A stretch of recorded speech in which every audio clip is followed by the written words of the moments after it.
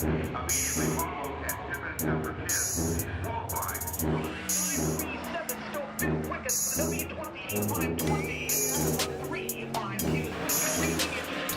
I think it's just a good track. I mean, we typically put on a pretty good race there for being a big, fast half mile. Normally our races are really good on smaller tracks because we don't get spread out. We're generally on top of each other a little bit more, but the way Charlotte typically does a racetrack, we put on a pretty good show there.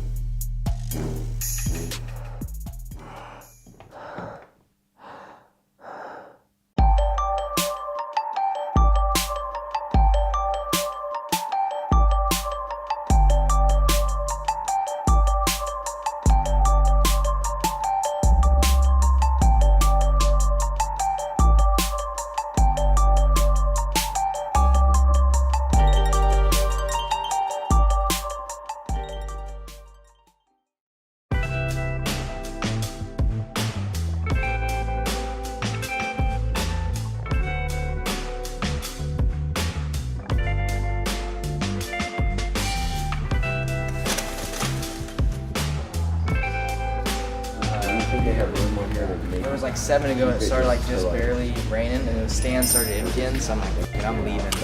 And I got like 2 miles down the road, and it started dumping. And then they got, but they finished the race, so it must have never really rained out there. It didn't rain on me at all. Yeah, that's crazy. And I left, what, 10 minutes I couldn't even see.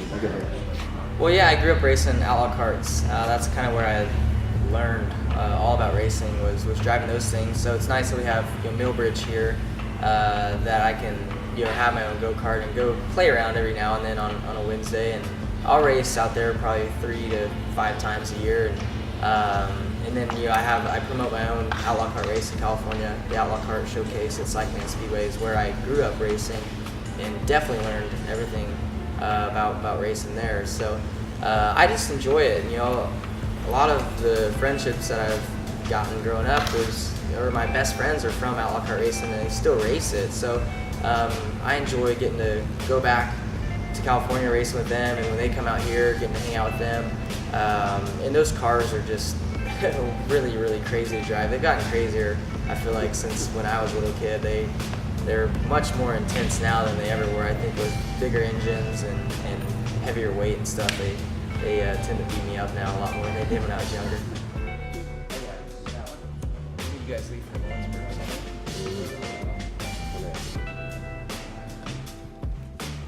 I was thinking about it. I was just talking to you. What time are you going to the track tomorrow?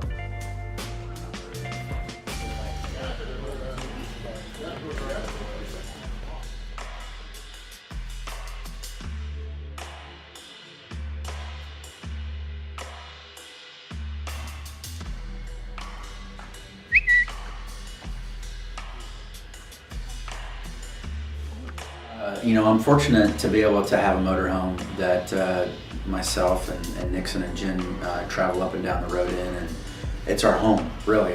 We spend as much time in that thing as we do as our regular house in Indy. But yeah, I think there's just a lot of things that if I didn't have the motorhome, I'd be missing out on Nixon's life. And to watch her grow up, I've had the motorhome now for 2 or 3 years, and so since she was a newborn till now, she's been with me throughout the summer months, and yeah, it's been good, man. It puts things into perspective, when you have bad nights, and we have bad nights. When you race 90 races, not every night's going to be a good night. So yeah, when you have bad nights and you can get back to the motorhome and see a smile on her face, and she's asking questions about this and that and telling me what she did with her friends, and it just kind of lets you forget about the night that you had and try to focus a little bit on her.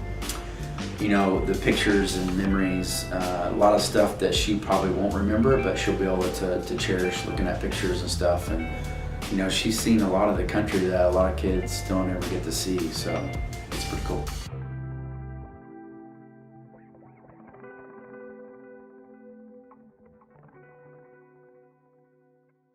We put heat in our engines before every night, and then we got what we call hot laps, and it's just a good time to go out and test the track out, see how it's prepared.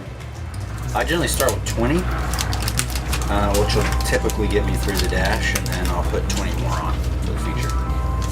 430. How muddy it is. But normally we have a pretty good balance to where when we show up at the racetrack, we know what gear selection to run, we know what torsion bars and what shocks to have on the race car. So normally we're pretty close on things like that. So me as a driver, I typically try to use hot laps to see where the groove might be for our qualifying. And the way our format is, qualifying is really important with the World Bylaws. So you want to get qualified well. So you qualify 2 laps by yourself, no other cars on the racetrack, and how you qualify is how you line up for your heat race, which normally consists of 8 to 10 laps, and we'll have about 8 cars on the racetrack in a heat race. I think the car was loose. We had to tighten up. It's a new car. We got to grab a hold of it pretty quickly. So it's getting dry. It's still daylight out. The wind's blowing. So hopefully we made the right changes and getting the top 2 to hit the dash. Getting the dash to try to win this thing. Let's find out where you start.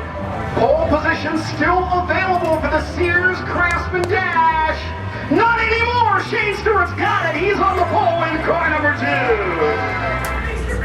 Yeah, I mean, these races are tough to win, and anytime you can give yourself a shot in the arm like that to draw the pole or the front row is huge. So we'll see. We made some changes to the car for the dash. See how it all shakes out. Dash is normally 6 to 8 cars, and they're the fastest guys out of that 9 make the dash. So you want to make the dash to legitimately have a good shot at winning that night's race.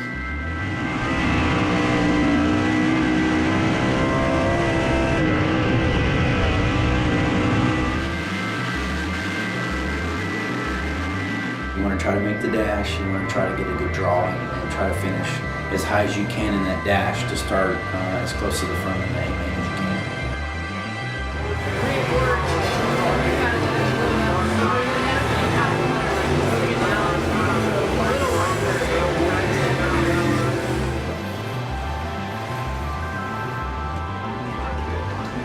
High intensity heart rate, that's something that we kind of try to pay attention to. A lot of highs and lows in a race. Yellow comes out, you can catch your breath a little bit, but kind of what the driver kind of goes through in a typical night is once you step foot in the racetrack, it's hammer down until the checker flag falls at the end of the field.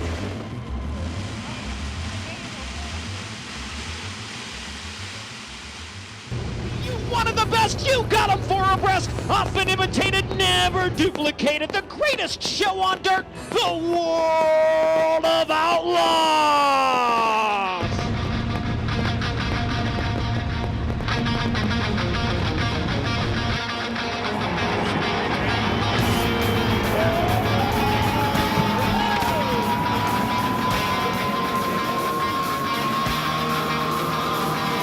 Green flag waving.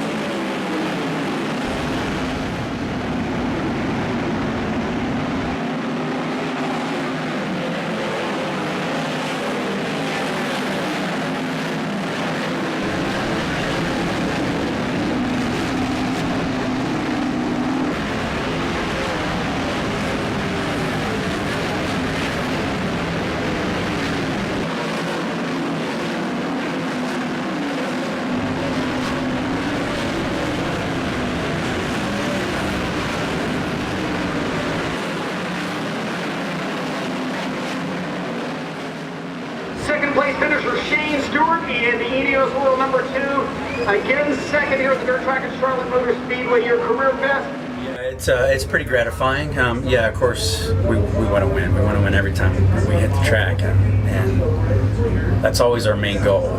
Felt like I needed to move down a little bit when I got to lap traffic, but I just didn't. If I hit my corners right, I felt like I was pretty good. And then one of the things you always fight here at Charlotte is vision. You know, it gets really dirty when you get back, you know, behind a group of cars. And you're pretty close to the fence here, and you know, if you miss it a little bit, it's easy to get in the wall. So I probably slowed down a little bit too much when I got to lap traffic, and you know, sometimes it's not always good to be the leader when you're in that type of situation. But you know, Donnie and those guys continue to make us all work really hard at trying to get our cars better on tracks like this, and I felt like tonight was a good step in the right direction. We worked really hard all week to put together a new car. Not really a new car, but a car that we were familiar with from last year that we had some success with, and I think tonight was all in all a pretty successful night. Yeah, it's definitely a step in the right direction to where we've been finishing, how we've been running. It sucks to lose like that though. You lead that much of the race. He's always there though, that 15, always there. So, but yeah, all in all a good night, competitive all night, and take it on from there.